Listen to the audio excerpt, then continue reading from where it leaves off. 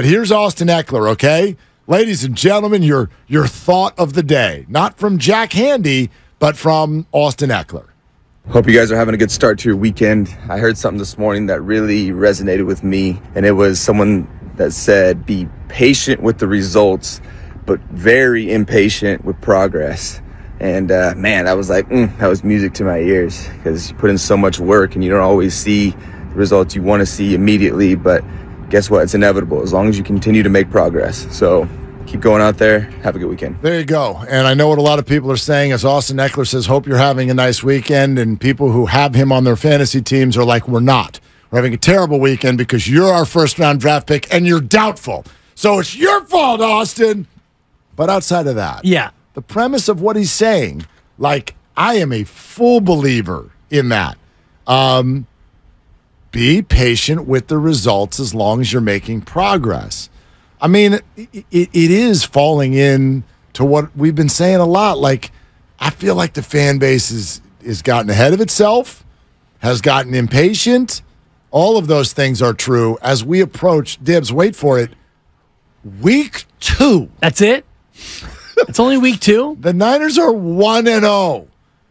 And it's like Super Bowl and Kyle, you better, and all of that. And so I guess this allowed, at least for me, for my brain, back up for a second, and let's take the temperature of 49er fans. Do you believe, especially those of you who have Kyle Shanahan questions, do you believe the 49ers are making progress? I mean, I don't know how you can say that they're not. I mean, what does progress look like in terms of a head coach, an NFL team, a franchise, a roster, all of it? You want your team to get better. You want your team to be sustainable. You want your team to feel like they're moving forward and doing things that other teams aren't. And I don't know how you can look at this team and see it any other way. The only thing that would keep you, in my opinion, from thinking they're making progress would be Brock Purdy. If Brock Purdy does not continue to play as well as he had, then you would look at that and you could say, well, I mean, Trey Lance, you had Trey Lance and you had Jimmy Garoppolo. You had quarterbacks that maybe you should have kept, and instead you kept Brock Purdy and you kept Sam Darnold and Brandon Allen, and they're not good enough, and that would be the only thing that you could look at. Your receiving core is better than it's been. Your tight end is one of the best in football.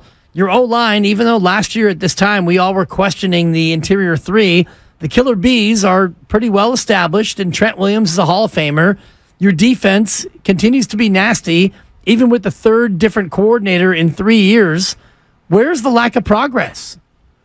You were just talking about all of that, going through the roster, and it just made me think of something, and I truly believe this. This is not hyperbolic. I think this is the best 49er roster since 1994. It could be. I think it's the best. I would have to look at the Harbaugh rosters. I get it. Look, there's some good teams. They got 2 we teams can go that tit went for to Super tat Bowl. in terms of, Kaepernick, Pete Kaepernick versus Brock Purdy. Right now, there's an argument to be made. Sure there because is. What Kaepernick was doing. Oh, he was incredible. Yes, and it wasn't necessarily 5-step drop and I'm going to pick you apart. It was give me the football and watch me make plays. The Kaepernick career actually is one thing I've heard some 49er fans, it's what makes them express concern about Brock Purdy, because they were like, Kaepernick was the man. We were so excited. That playoff game against Green Bay, like, it looked so good, and then all of a sudden it went away. It fizzled. Not necessarily in a fair way. I think that the fizzle has been overstated. Part of it was the organizational downfall. I get that whole story, but Colin Kaepernick had, quite frankly, more individual buzz about the start of his career than Brock Purdy has had about his. But I'm obviously talking about much more than just the quarterback. Sure. The roster from top to bottom, when you look at the left tackle, the running back, the receiving core, the tight end, the defensive line, the linebackers. Well, let's play the game real quick. Just real quick, if we can. I think go ahead. It's the best roster since 94, I believe. Go ahead. Frank Gore was your running back. Okay. And I'm looking at 2012 right now. 2012, they went to the Super Bowl. Yeah, they lost to Baltimore 34-31. The Beyonce loss. Yes. Frank Gore was your running back. Versus Christian McCaffrey. Right. And I think... Who would you take? Would you take peak Frank Gore or Christian McCaffrey? I think it's a toss-up. Frank Gore's a Hall of Famer. So's Christian. He's on a track. Frank Gore, 1,214 yards rushing, 8 touchdowns in a run-heavy scheme. He wasn't the same receiver that McCaffrey is. Gosh, it's so tough because Frank's our guy. I'd take Christian.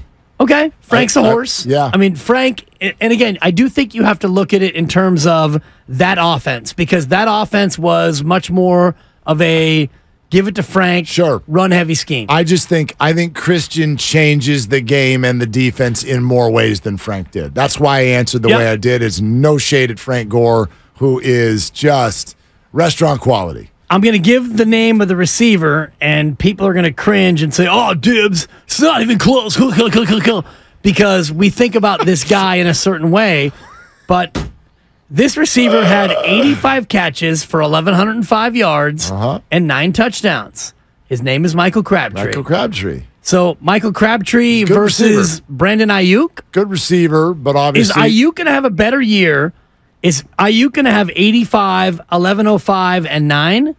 I mean, he's on pace to have 36 touchdowns. He had just under 1,100 last year. Right. And it wasn't 17 games, and that was not 16. That's true. 3 different quarterbacks. Crabtree had, he also had 3 different quarterbacks. He did? Well, there was Kaepernick, Alex Smith. Well, Kendall Hunter actually took a sack on one play. Okay. Sorry, it was a reach. Doesn't count. It was a reach. All right. Vernon Davis, George Kittle. I mean, George. Okay. That's good. Look, it's a good team. Vernon with 41 catches and 5 touchdowns. Yeah. As he was, dovetailing toward the end of his year. The number 2 receiver on that team was Randy Moss. George also, that's not the same Randy Moss, but Moss had 28 catches. Well, it was the same Randy Moss. It's just not peak Randy Moss. That was him. He got actually him. He got out caught by Mario Manningham, if you remember. That was WR3. Yeah. Okay. Kyle Williams on this team as WR4. Just to go back to Kittle and Vernon for a second, Kittle also does more. I think Vernon, very much a receiving specialist, okay blocker. George, elite blocker. Right. And also very good receiver. I'd take George over Vernon. Willis and Bowman versus Warner and Kinlaw. Or Greenlaw, not Kinlaw. Greenlaw, yeah. sorry. I was going to say, Kinlaw, I'll take the old guys. Awkward. Say it again. Who are we talking? Willis and Navarro Bowman. Bowman versus Warner and Greenlaw. God! That's hard not to say Willis and Bowman. Bowman with 148 combined tackles, Willis with 120. That year. My complete homer take is that both Willis and Warner at their peak, best linebacker in the game. Sure. And I know that Ray Lewis was playing back then. Not a fan of Ray for different reasons, but Patrick Willis he took a backseat to no one. But I also think Fred does. I would put Navarro Bowman above what Greenlaw has achieved so far. Okay. But I don't think you're really losing a lot with either pairing. And that's kind of my point of this conversation because this is 2012, and you said best roster since 94. I believe it was. And I'm going to give you one more comp. The linebackers are the first one where I'm leaning toward 2012. But even the ones where you're not, it's close. It's close. Yes. Now go to the pass rush. The Smith brothers, Justin and Alden. Alden with 19 and a half sacks that year. 19 and a half. Bosian. Yeah. A Bosian total versus, and I'm going to give you Javon Hargrave after a game. I'm not going to make you take Armstead. Well, he's not an end, but okay. No, Justin was interior. Alden and Bosa. Justin Smith against Javon Hargrave. Okay. Justin was in the interior. Cowboy. I mean, my thought right now is I'll take whichever pairing has Nick Bosa on it. Okay. That's the best player of the 4, is Nick Bosa. That's the DPOY. Yeah, it's interesting you say that because this year of Alden Smith, he was every bit as good as Nick Bosa. Well, statistically. He was nasty. I do Aldon not. Smith was on a Hall of Fame track. Aldon There's no Smith doubt. was amazing. I don't believe that Aldon ever had the effect on a full defense that Nick Bosa has on these 49ers. My opinion. Yeah, I would give, obviously the nod goes to Nick, but we should not forget, based on what we know about what Aldon Smith became, we should not forget the impact that he had in 2012. All I'm saying is, as we go through this, it's a lot closer than you would otherwise think in terms of, the way this team, and there's some similarities between the way Harbaugh's team and Shanahan's team went about, running the football and all that. By the way, not to totally, I don't want to go off on a side here. With Justin Smith, interior? I thought Justin Smith was an end. Maybe he was an end. I thought at times he would move to the interior. Yeah, well, they all move around. But anyway, sure. I think Nick Bosa is a much more complete player. I think he stops the run better than Aldon does. I think that he affects his other defensive line mates more. I think even when he's not getting a sack, I think that he is quicker to the passer than Aldon was. Aldon was great. I think Nick Bosa's better. Yeah. I think Nick Bosa's better. So you're not wrong. That was good. They went to the Super Bowl. Sure. I think this is a better roster. That's high praise. Yeah. Well, in that case, you better make it to the Super Bowl because this team did with and I'm not going to say a lesser quarterback out of disrespect, but Brock Purdy and what he's shown in a small sample size with this offense, I think Kaepernick for the Harbaugh offense was as effective as Brock Purdy can be in this offense. Do you have the whole roster in front of you? Yeah, I do. Give me the 2012 offensive line. I believe there was a guy named Justin Staley, or Joe Staley, I'm sorry. Justin Staley's you had Anthony Davis, 23-year-old Anthony Davis, okay. Joe Staley, sure. And I'm looking at the scoring summary. I have to find the entire roster. I'll find it for you here momentarily, but those were your tackles. Staley and Anthony Davis. Okay. Trent Williams obviously is the best individual offensive lineman on either team. Mike Iupati. Sure. Yep. Okay. And Alex Boone was the other guard. Yeah. And Jonathan Goodwin was elite the center. As a collective, I would take that offensive line. Agreed. But this one, we don't have enough of a sample yet to know how they're totally going to perform. Trent Williams is the best individual lineman. The 2012 collection, collection at this point is a better group. Well, you say, okay, if you feel that way about this roster, then they, quote, better make the Super Bowl. Well, I kind of have a very high level of confidence, if blessed with health, that they will. Did you watch the Eagles last night? They look good. You think? At times, they have a running game and they have a quarterback. Anything short yardage, they're going to pick it up. Well, sure. Whether they do that Eagle smush play or if they give it to Swift or whatever they do, the Eagles' run game is nasty. Hey, that's a tough team to stop. This will speak to the fantasy community. This is a total aside. Yeah. What's with these certain coaches out there who just sort of feel like we should keep our best running back on the bench for some odd reason? Like DeAndre Swift got one carry week one over, I don't want to call him a journeyman. He's not that old, but he's been in the Eagles' backfield for a few years. Kenneth Gainwell got all the carries last week. And then this week he's hurt, and Swift goes for a $175. We have 28 carries? I don't know what it was. 29? Yeah, he had 3 catches as well. He got a touchdown. He went down at the 1 another time or two. He was dominant. He was fantastic. What are you doing, Sirianni? And same thing to you, Dan Campbell. Jahmyr Gibbs is out there. No. He looked incredible. Yeah, you say David Montgomery. Yeah, because he's on your fantasy team. Feed the Montgomery. Give him the rock. What is that? Why are there certain, because there used to be a thing, free Aaron Jones has been a thing in Green Bay for years. What I get keeping guys fresh and keeping them healthy. Right. But there are a few teams who are literally giving other running backs the lion's share, no pun intended, of the carries. It's like, will you please put your most talented people on the field and let them cook?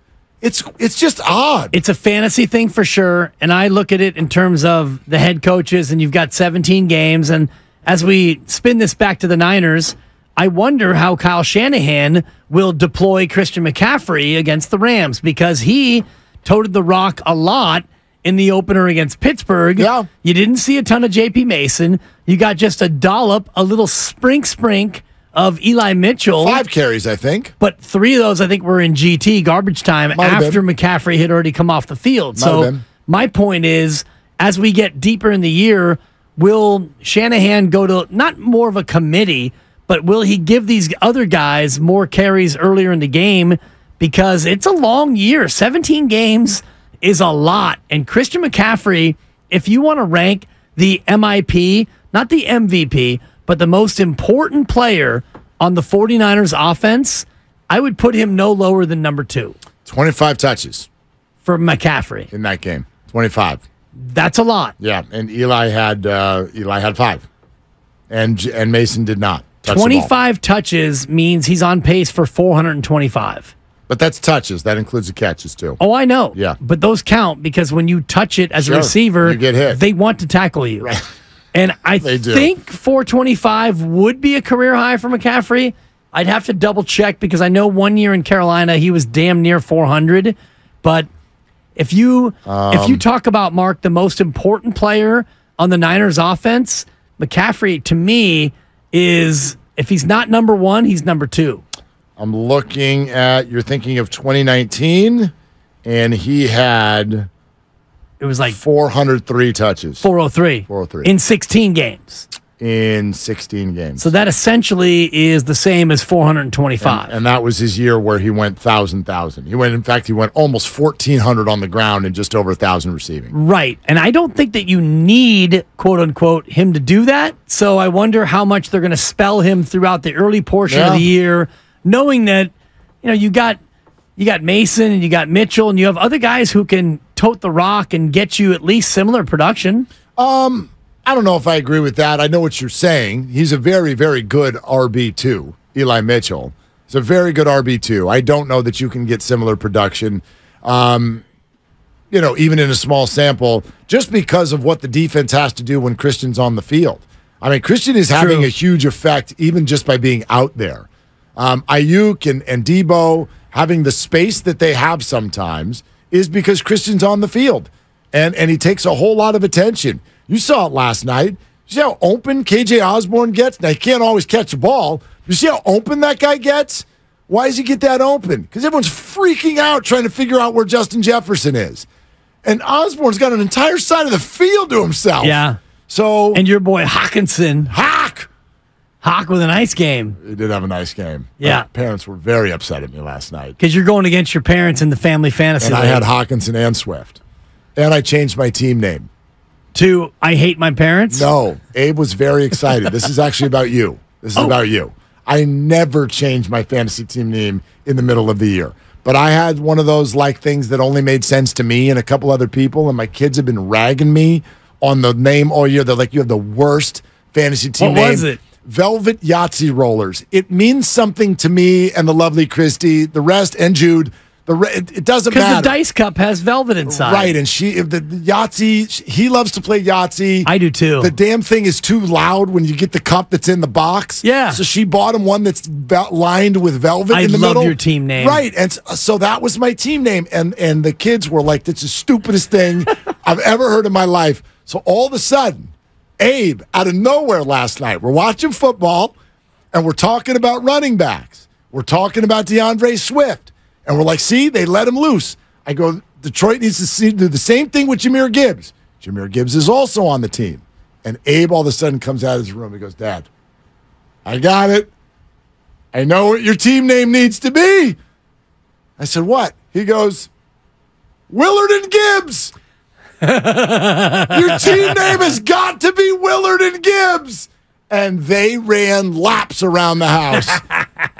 They're like, you would go from the worst team name to the best team name in the whole league. So I broke my own rule. Changed it. My team name is now Willard and Gibbs. Willard and Gibbs. Okay. 2 to 6 every single weekday. I like it. On 95.7 The Game. Yeah. For some reason, I think that's hilarious. I figured that's you would. Great. It's a little bit of a nod. It's a backhanded nod, but I'll take it. Will you now change your name to Dan Gibbsley? Yes, I'll Okay. go to the courthouse during the next break and change it to Dan Gibley because Gibley would shorten to Gibbs. That's true. The Gibbers. Let's win one for the I'm going Gibber. to call you the Gibbers. Perfect. For the rest of the day.